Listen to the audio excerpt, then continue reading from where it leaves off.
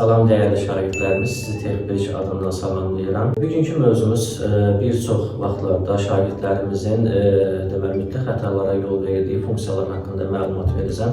Funksiyalar mövzusu asan görsənsə də nisbətən düşündürücü əməllərə ehtiyac duyur və çox zaman mövzular arasında əlaqələndirici şəkildə verilir və bu tipli misallar izahını verməyə çalışacağım. Deməli, 4y bərabərdir 3x plus 12 funksiyasının koordinat oxları ilə kəşfməsindən əmələ gətirdiyi üçbucağın daxilinə çəkilmiş çevrənin tənliyini yazmaq tələb olunur.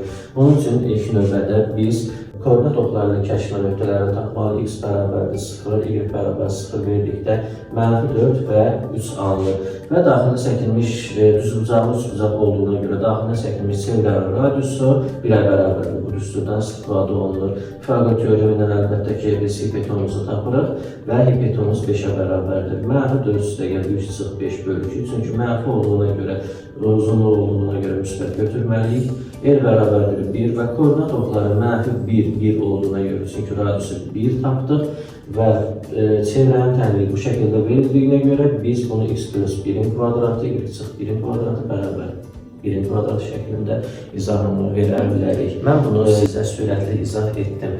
Daha ətraflı məlumat almaq və dərslərimizdən faydalanmaq üçün siz TexBridge Akademiyasına yaxınlaşıb bizdən faydalana bilərsiniz.